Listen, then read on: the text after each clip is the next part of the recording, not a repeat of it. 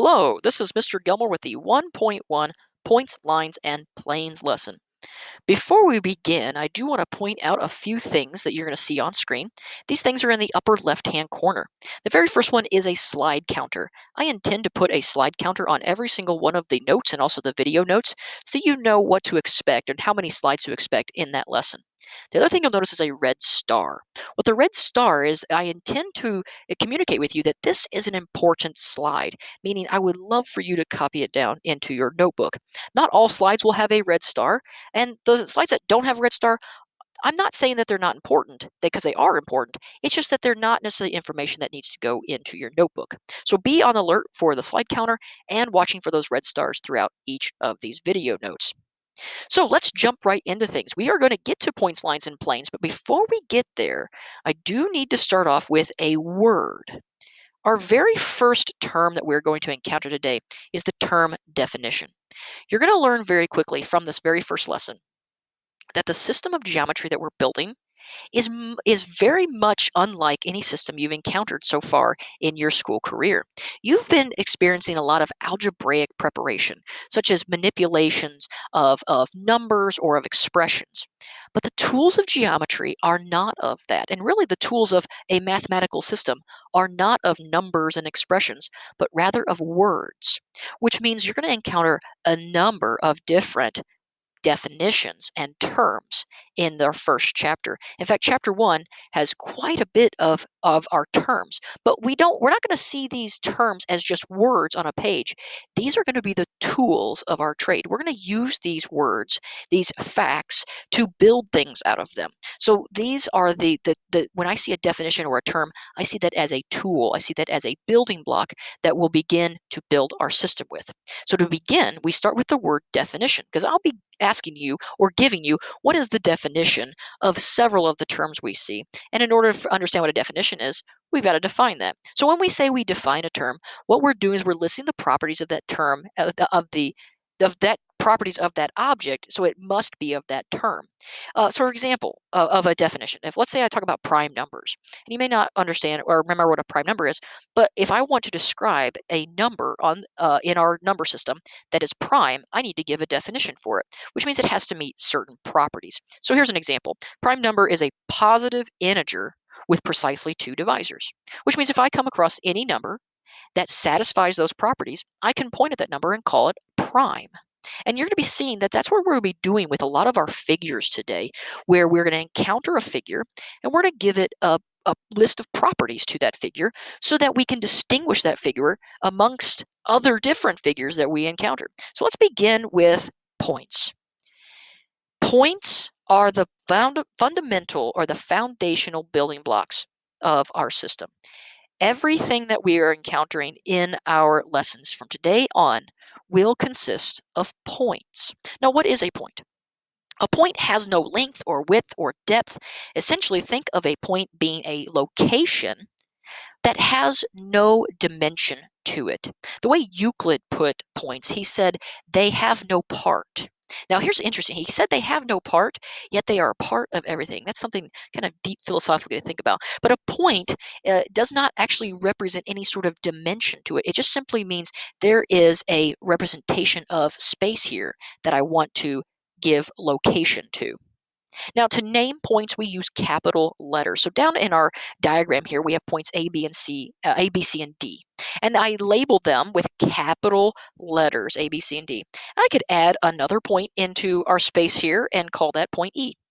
I could add another point and call it point F. We're going to encounter many different points in our system of geometry. Now, everything that we're going to encounter from here on in will be made of points.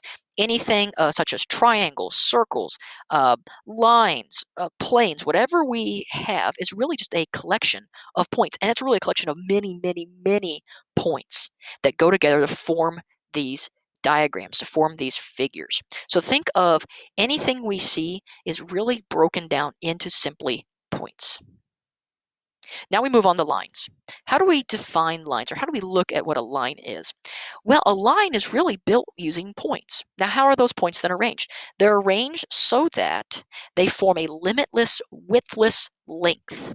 A limitless, widthless length. Essentially, that this, I know it looks kind of like our line stops, but there, if I were to add little arrows here on this line goes on forever and ever in each of those two directions. The lines that we're talking about are one-dimensional, so they do not bend. They do not bend. And when we name lines, the typical first way you could do it is using lowercase script letters. We're going to talk about another way to name lines here in just a minute. But when you encounter lines first, you can just simply, almost like a cursive letter, you use the lowercase script to name a line. Now, another way, which is really the preferred way of naming lines, is you can use points on the line to then name it. So for example, we look down below, I have labeled 2 points A and B. I can then name this line using those 2 points.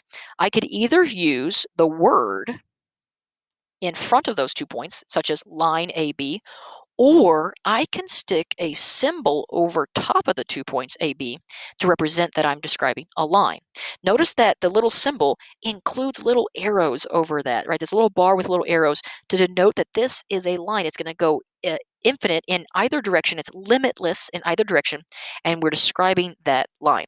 Now, I'm not really saying you only have to pick A and B. You really could pick any point on the line to name this line. So you can pick any 2 points. A and B are just arbitrary points that I picked, but I could add points like C and D to this and name the line CD. It describes the same figure. Planes. So very much like lines are built using points, planes are also composed of points, and but planes actually now have a width to them. So lines had a length, where now planes have length and width to them, but still no depth, which means we're still stuck in our two-dimensional phase. And you'll see that we will be working in 2 dimensions for the rest of the year.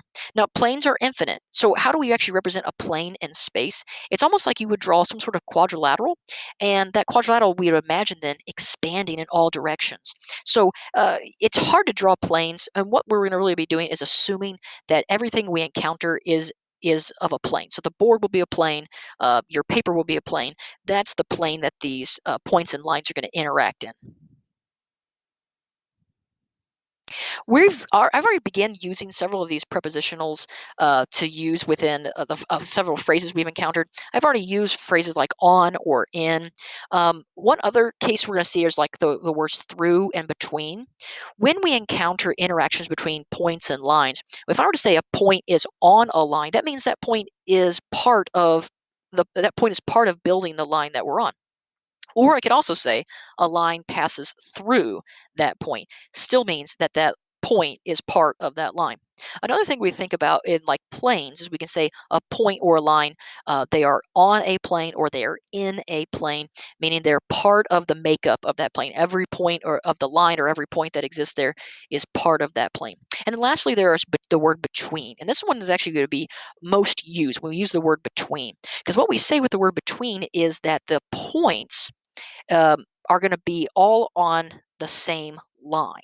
Okay, they're all on the same line. So if I were to say a point was between 2 points, so for example, I could say, actually, I think I have an illustration of this, but I could say that, like, there's a line AB with point C between, meaning that when I draw a line AB, I'm going to put point C somewhere between points A and B.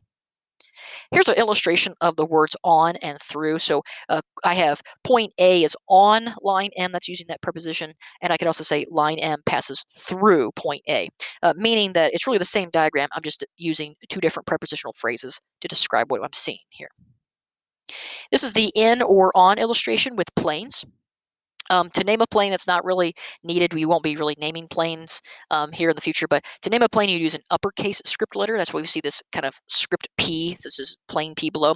So I can either say points A, B, and C are on the plane, or points A, B, and C are in the plane. Either is distinguished, either are the same thing. You can use them interchangeably. It does not matter.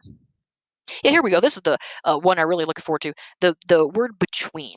So when we see the word between, let's say I say point B lies between A and C. That means A, B, and C are all on the same line.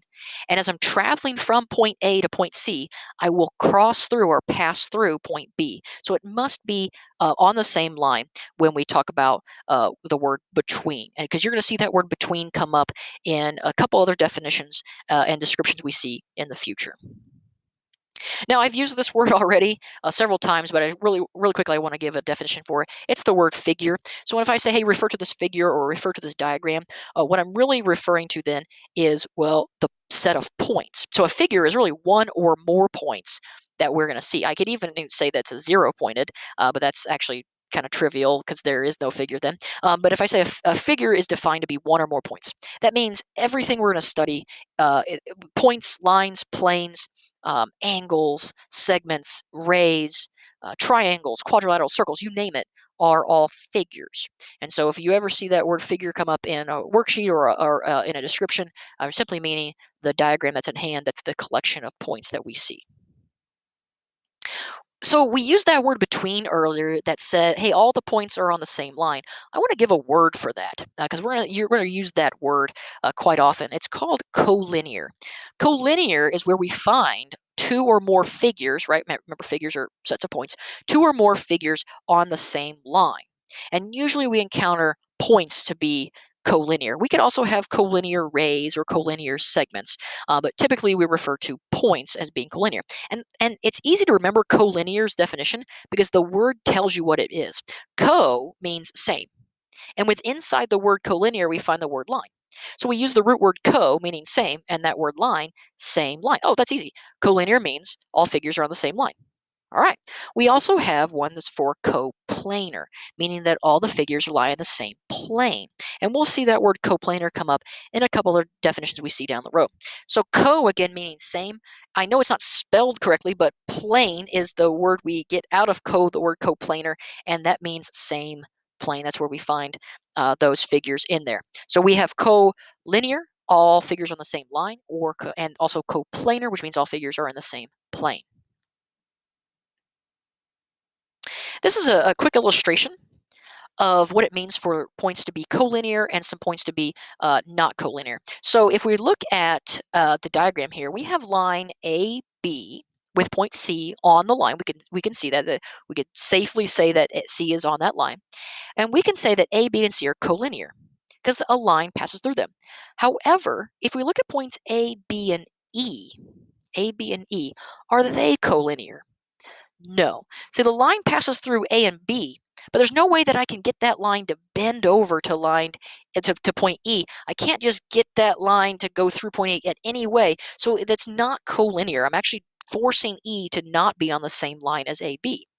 But here's a question, though, and we're going to see this question arise on the worksheet, tonight's worksheet, which is look at points E, D, and F. Are they collinear? If you answered yes, you're wrong. And if you answered no, you're also wrong. See, it's not possible for us to determine whether or not E, D, and F are on the same line. A lot of you would say, well, it looks like, we use this phrase, looks like. It looks like I could draw a line through E, D, and F. We have to undo that. We cannot be using that phrase, looks like it. That is an inappropriate phrase in our system because we cannot use what things look like to determine the truth. The truth comes from what we will determine and what we know, not from basing on what our eye perceives. So our eye perceives it to be collinear, but we really don't know. So you're going to see on tonight's worksheet that I will use this phrase cannot be determined, or CBD, cannot be determined. So if I were to ask you, are points E, D, and F collinear? Well, if it's neither yes or no, because you simply don't have enough information, you would use this phrase, CBD. We're not going to use that phrase looks like it anymore. And we're going to be learning that over the year because it's going to kind of have to break a mold that you've been experiencing or that you've been kind of forced to understand. But systems are not built on what our eyes perceive, but rather on what the truth holds. Our last two definitions are related to one another. The last two definitions are the words intersects and the word intersection. So when we say two figures intersect, what we're saying is that they have at least one point in common, or one point is on both. Down below I have a triangle and a line M intersecting. How do I know? Because I see that there is, or I know that there is a point in common on both. There's a point that exists on the triangle and a point that exists on the line. that is in common. And because it's in common, I can say that they intersect. We'll be looking at a lot of different types of intersections, such as two lines intersecting. We may even have multiple lines, such as what we call transversal intersecting. We'll see all different types of intersections, and we'll be analyzing those intersections over the course of the year. So this would be saying that if we know that they have something in common, we say they intersect. So then if I want to say that two things have an intersection, then what I'm referring to is the set of those points, meaning what is the figure that these 2 points have in common, or these two figures have in common. So if I were to say the intersection of these two figures is a set of points in common, the diagram below says that the intersection is point A. That's the intersection. We're going to be looking at intersections over the course of this chapter, and that will also lead us into some other information in the following chapters. So intersections, we'll be talking more about it, but just keep in mind intersections are referring to the actual figure that is formed by the intersection, where rather intersects just means we know two figures have something in common. It doesn't have to list out the figure, but the intersection describes what the figure is that is in common. And the figure could be a point, it could be a line, it could be a ray. We haven't talked about rays yet. It could be an angle. We haven't talked about angles yet, but it could be a number of different figures that we're going to encounter throughout the year. All right, so with that we are done with today's lesson. This is the end of 1.1. Be sure to be looking at the worksheet 1.1, and if you do have any questions, make sure you email me or get in contact with me any way, shape, or form. With that, be good and do good.